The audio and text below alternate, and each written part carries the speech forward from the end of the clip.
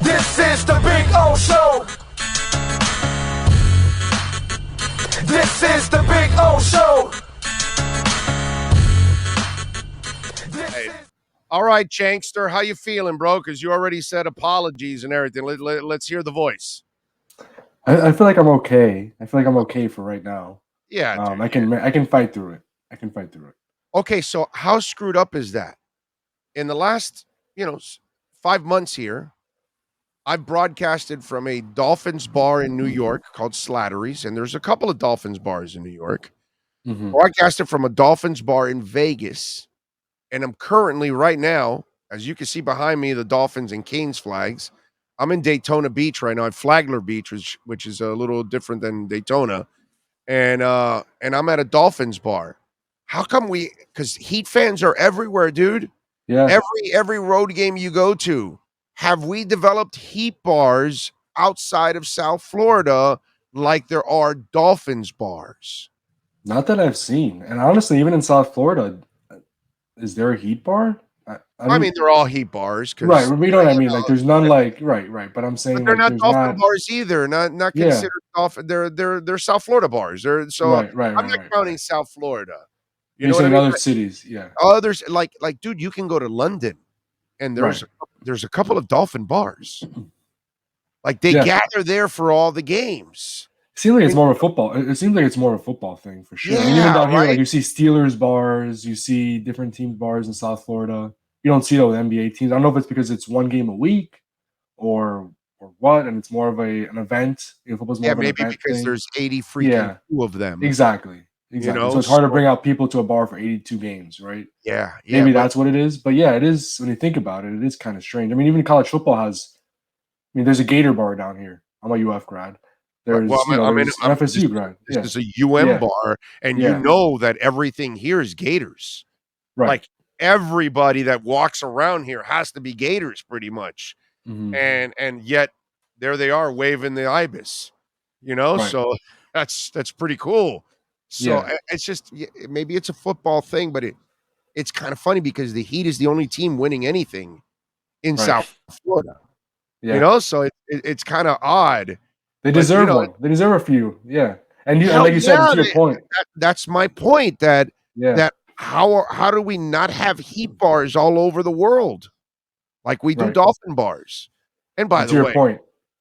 by the way, Yeah. great job by the Dolphin fans to have that kind of passion when you haven't won anything in so long. I talk about these young Dolphin fans when I see the Dolphreakies of the world, and these are people that have never enjoyed any kind of good football from the Dolphins. Like I'm old, so dude, I lived the 70s and I lived the Marino era. So like I got the best of everything. You know what I mean? So Yeah. I know I got to tell you, it's pretty amazing to see that kind of passion when the team really hasn't produced big. Yet the Heat, Mhm. like Different and story. it's funny because Heat fans are strong, bro. Everywhere you go, every road game, they're always showing the Heat fans, and there's Yeah. always a bunch of them wherever you go. They are The impressive, the last time the Dolphins won a playoff game, I was 11 years old. right? Yeah, That's how long it's been. The Heat have right. won Yeah, 3 titles in that time. Yeah. yeah. You're one of the youngins that doesn't know Yeah. what real good Dolphins, because even winning that's not really good Dolphins football. That's No, it like was one round and Lamar Smith, in yeah, overtime. yeah. It's nothing. It's one of those lucky years that you put Yeah. something together. You're good enough to get in the playoffs or even win a game or whatever, and that's it. Right. But it's crazy. I was just thinking about that because I'm sitting here going, "This is our third Dolphin bar in 6 months that we're broadcasting from." You know what I mean? Yeah. And Yeah. it's like I need to start broadcasting from Heat The Heat bars bar, all right. over the world. You know what I mean? And I to your point, we were saying earlier, like you go to DC, you go to Atlanta, obviously Orlando, Charlotte, even Brooklyn and Madison Square Garden this season. There's loud "Let's Go Heat" chants for in sure. those arenas. It Yes. is impressive. Pretty much everywhere you go on the East Coast, there is a strong Heat contingent at those games. Yes. That's why I asked that they Yeah. haven't gotten to the point where they're gathering at one place since they're on the road everywhere. If they live in New York, Right. they can All only the see them time. a couple times a year. So Outside of that, where are they gathering together, or are they just at home? I guess that's what it is. But it's very interesting. All right, what'd you think of last night? I mean, it's kind of what I expected. I still feel and I felt before that game that the Boston's a better team. They're the younger team. They're the bigger team, the more athletic team. Obviously, Golden State has Steph Curry. They have the championship experience. But Boston is just, I think, they're the better team, and they should win this series. So, kind of what I expected. We'll see. I'm sure Golden State will have a response in Game 4. But I really think that Boston is the favorite here. I would have disagreed with you, earlier, but it's just and I've been one of those that I've been very doubtful of Tatum and Brown and this whole Yeah, Celtic thing. We've been waiting for this forever, but they've arrived, bro. They've arrived, yeah. and you got to give them. And I still pick the Warriors in this series, and I still think they can win it. But Hmm. man, you got to give the Celtics a lot of credit. Now, I think Game 4 is going to be really telling because in a way, if you go back and if we're doing this whole thing of one team wins and then the other team wins and the Right. other team wins and the other team, then you're not showing me that you're turning that corner yet, and you're still giving them life because really the Celtics have an opportunity to go back to Golden State up Oh 3-1 yeah, and put full them in a control. corner that is Yeah. almost impossible to get out of. So I'm going to be intrigued to see what Celtic team shows up. Is it the Celtic team that plays balls out, and even if they lose a close one, or is it one that, right from the get-go, Warriors take over and dominate the game, and then you're like, all right, here we go again. It's hard to get a feel for what the hell is going on. Yeah. The Celtics are, well, I think they're very, very good, and they've shown that over the last, whatever, 5 months of the season.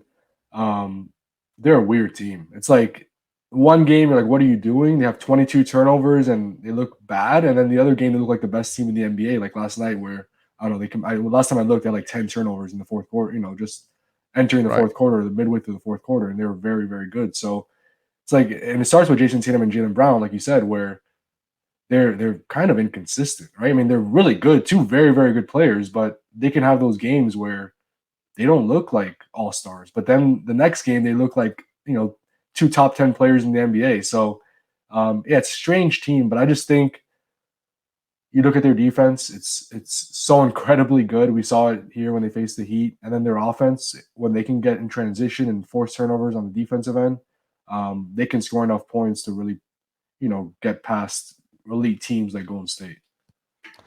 What'd you think of, the whole Draymond Green type? Although, by the way, before we get into Draymond Green, I thought it was hilarious that the Warrior players or even the coach are talking about the Boston fans. And it's like, what world did you wake up in, dude? You went to Boston. You go to Boston, you Right. go to Philly. There are certain, even in Miami, we might whip out that lady with the Yeah. middle finger at your ass. I mean, Right. like, they acted Yeah. like they were surprised that they were saying "F the Warriors" and this and that, and oh, kids in the stands and all that. Well, then why'd you bring your kids? You should know it's a pro game. Football, Mhm. baseball, basketball. They're all going to be screaming nasty stuff all the time, and especially in Boston, they acted like they were surprised the way they acted in Boston. Yeah. No, it's not a great look for the fans, but I mean, yeah, it's not surprising when I heard it. Like I've heard that many times before, especially in games like that in the finals where it's You've been there. You're hearing it yeah. I live. mean, Come on. Boston and Philly. I mean, I was back to back series there. Those two cities are on another level when it comes to their atmosphere in those arenas. It is so incredibly loud, and I'm one to say I think FTX Arena doesn't get enough credit. I think Heat fans are pretty good, or good in that Yeah. atmosphere in the playoffs when it's full. It's up there, but Boston and Philly, it's just another level. I mean, those Yeah. two cities, and especially Boston, it's impressive how loud that arena and how avid those fans are. I remember game 6 in Boston. Celtics are obviously up 3-2. They have a chance to close out that series. Everyone thought they were going to close out that series. That arena was full before the players even took the court for warmups. Like 30 minutes before the game, full, no one in their seats, everyone just ready to celebrate. Obviously, Jimmy Butler ended that party early, but it was just impressive to see, how early those fans got there, how into it they were 30 minutes before tip. You don't see that often. That's like a Dodger or a Giants player or manager being freaked out that the fans got rowdy, and it's like yeah, it's Dodgers Giants, dude. Yeah. They put people in comas there. I mean, it's like you go to like Philly. Should you wear the other team's jersey in Philly? Probably not. No. No. Yeah. And if you do that, it's like, you idiot. What's next? Are you going into Florida canals? Like, come on, like, wake up. I mean, the obvious is the obvious. Now, the whole Draymond Green mess. Here's the thing about it. It's great when it works. When it doesn't, and that's what you get last night. And so you got 2 points. You're not facilitating. I think I looked it up. It was 3 assists, 2 turnovers, Yeah. 0 steals, 1 block, 6 personal fouls. The fans getting after you. This is now. I get it. This is the only way he can play. This is his game. You know It's what I who mean? he is. Yeah. It's who he is. But when it doesn't work, it becomes a disaster. Yeah, I mean, he's never going to score, not never, but very rarely going to score 20 points in a game. Or, when he's at his best, he's scoring 6-8 points, but he's, has 10 assists and 8 rebounds and 3 steals and 4 blocks. And slowing the other person down, and so, another yeah, player. that's everything. Like, yeah, he's anchoring that defense, and that defense wasn't good last night. So that's probably the biggest disappointment, with Draymond's performance last night. The defense wasn't good, and he's the leader of that unit. So, and then the assists, yeah, you can look at that and his role facilitating. He didn't do that last night either. So yeah, it wasn't a good game. I think he said after the game he played like can't say the word here, but played like bleep. So he admitted to it. So I'm sure he'll play much better in game 4. But again, I just think Boston's better. I really do. I think Boston's a better team. And it's gonna be if Boston does win this series, 3 straight years of the Heat losing to the eventual NBA champion. It's pretty crazy when you think about that. Well, it's not. Then it's justifiable, Yeah. right? You know what I mean? So, and listen, in the end, I'm only going to be bitter about one of them, and that's the Laker one, because that's the unknown. Whereas after you say, you can't be a blind ass fan, okay? Like we like to use here. You lost to Milwaukee because you're not better, and you lost to the Boston Celtics because you're not better. But that Lakers series, that's the one that you could say, man, the groove that team was in at that moment, the confidence level. Yeah, everybody healthy. You just wonder, because you go to 6 with injuries, you just wonder what happens if you're fully healthy. So that's the only one that I'm always going to have a little bit regret with. You know what I mean? I still think I think Boston was a better team than Miami this year. Sure. This version of this Heat team. I think it's impressive they even got to 1 shot away. But if the Heat are healthy, if Tyler Hero's healthy, and if Kyle Lowry's closer to 100%, I still think they had a chance to win that series. I do. So but they have to show me that they have to show me that they can be the Batman or Robin to Butler, and I don't know if they can. I saw Lowry and DeRozan try to be Batman and Robin for many years in Toronto, and they could never do it. And I've never looked at Lowry as that kind of player. I think he's a hell of a point guard, but I don't look at him as a franchise player, a Batman or a Robin. I think he's just a really good point guard that can run your offense. Yes. So I don't know, even if he was in shape, he would have been that scoring threat that Jimmy needed. And Tyler has yet to prove it. To me, it's like Lowry has already proven over the years he was never that franchise guy, because he had all the opportunities in Toronto, him and DeRozan, and they were never able to do it. Yeah. But Tyler has not proven it. That's why, for me, I just got to say Boston's better, bro. Boston's better because Jimmy didn't have his Jaylen Brown or his Tatum. And that's hell, he didn't even have the third kid, what's it called? Is it Brown, right? Jaylen Brown, Marcus Smart. Marcus Smart. I'm sorry, Marcus Smart. Yeah. They don't even have a Marcus Smart on this team right now. Yeah, that's that consistent. I mean, I don't think Kyle Lowry doesn't need to be the Batman or the Robin on this team. He needs to be the very good point guard, which he was for Right. most of the year. But Tyler Yes. Hero or Bam Adebayo needs to be the Robin. Yep. And unfortunately, Hero was hurt for most of the series, and he, again, we've went over this a million times, but Right. I think with how close that he came to winning that series with the injuries, I think they would have had a shot. I really do. I really think they would have had a pretty good shot of winning that series if they're healthy. But that's a big if. And in this late in the playoffs like that, injuries are a factor. They just are. You can't just make excuses for being injured at that point. All right. At that point of the season. Where are you at now, trade wise? We spoke a couple of days ago, and obviously this is going to be a topic you and I and everyone is going to be discussing week in and week out. And once these finals start and free agency starts, then it's going to get hot and heavy. You start to think about it, start to look around the league. What kind of names do you think could be realistic? And is Donovan Mitchell going to be a realistic one in your eyes? I mean, Donovan Mitchell's the one that's the popular name, right? It's the Woj report of him, him not being too happy with Quinn Snyder stepping down.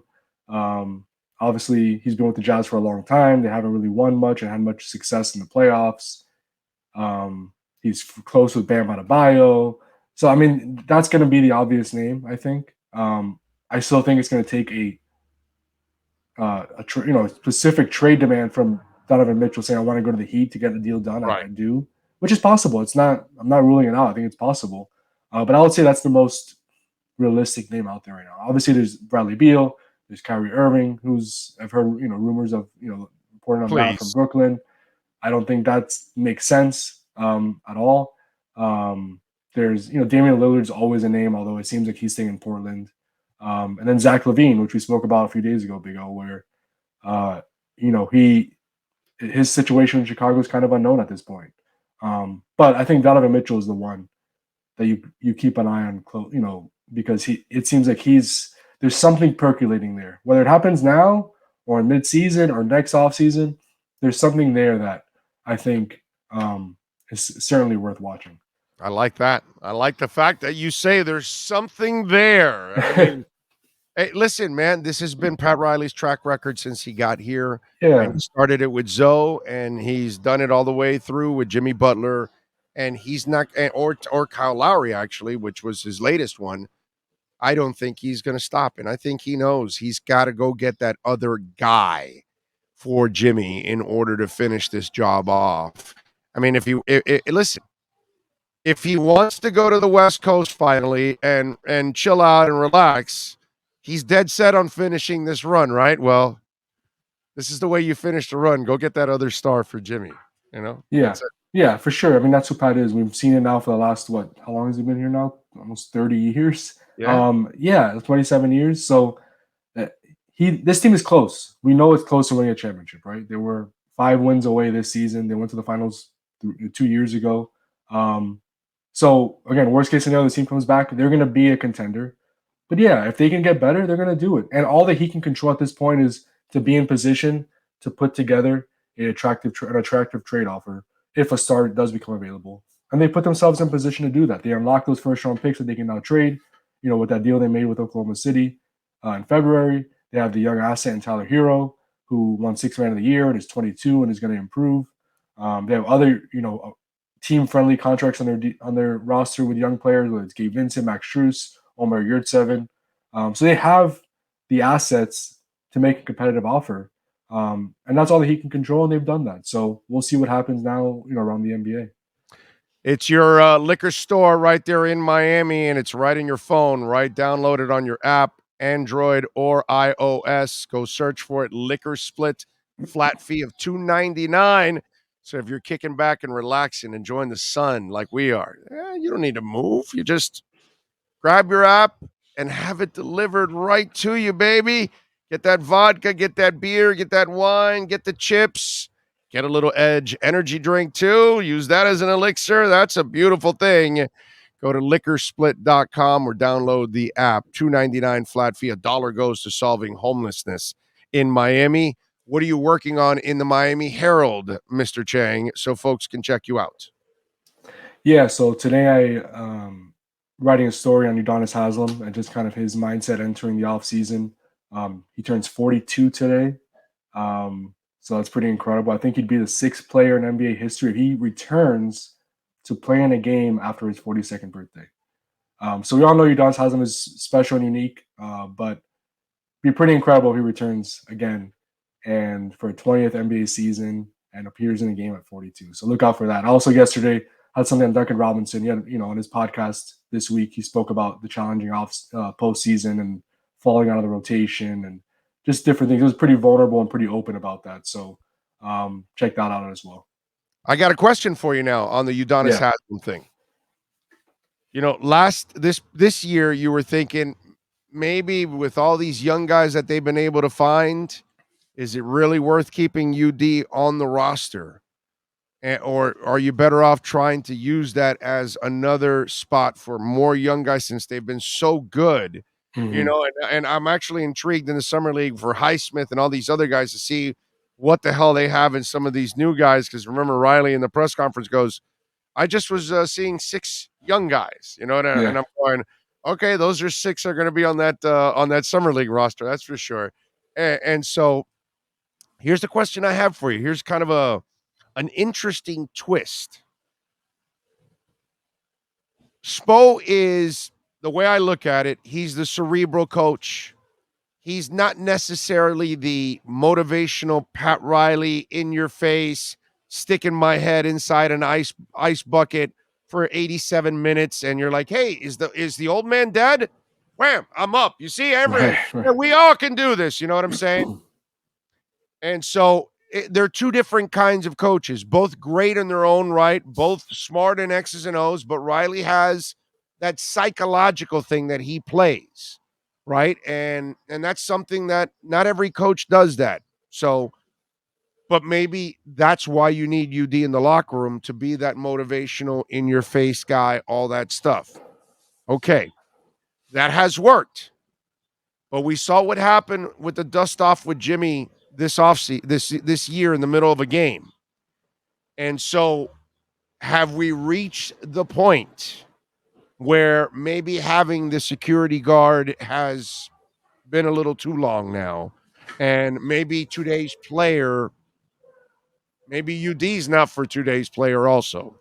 You know what I'm saying? So I'm just not that Jimmy's like that, because Jimmy's wired actually more like UD than anybody else. Right. But I'm just wondering, that whole dynamic, has it run its course? I would say no, because you ask Bam Adebayo who he's closest to on the roster, he'll either say probably Gabe Vincent or Udonis Haslem. Okay. Udonis Haslem and Bam Adebayo are very close, and everyone respects Udonis in that locker room a lot. They should. So, and you point to that player development program, he plays a big part in that. He's the one working with a lot of those guys after practice, in those pickup games, teaching them little tricks of the trade, using his experience to help them. He's a big part of that. You go to summer league, he's on the bench talking to a lot of the guys in the summer league team. So he's not just there to be there. Like, he's invested. He says he doesn't want to become a coach. He's kind of playing a coaching role right now, but he feels that's what I'm saying. Yeah, he feels like he can get through to players more being in that locker room in a jersey, being on the practice court, competing with them, going through the same thing as them, rather than being a coach in a different role. So that's how he feels. And it's hard to argue. I mean, again, he's taking up a roster spot. Look, it hasn't really hurt the Heat. They've found so many developmental guys, even with that roster spot taken, and the 2 extra two-way spots make a huge difference, because it gives them 2 extra slots. Now you don't just have 15, you have 17 where you can stash away 2 developmental guys in those 2-way contract spots. That's a good article, by the way, explaining all that kind of stuff for people. No, seriously. Yeah. I think that's a great off-season article. Hey, is UD going to come back? Well, this is the reasons why, and all the other things that he's doing in the summer league. When you're in the summer league, those are the things that we can point out and talk about. That's going to be definitely. You just ask guys on the team. You just ask guys on the team about Udonis, and you'll understand the impact he has on every player, whether it's personally, off the court, on the court. He has a big role. He really does have a big role behind the scenes. All right. Follow him on Twitter at Anthony_Chiang. And of course, check out his work there at the Miami Herald every single day. Subscribe. Anthony, as always, thank you, my brother. We'll catch up next week, my friend. Feel better. Sounds good. Big O. Thank you. You got it. It's our liquor split, Miami Heat and NBA report.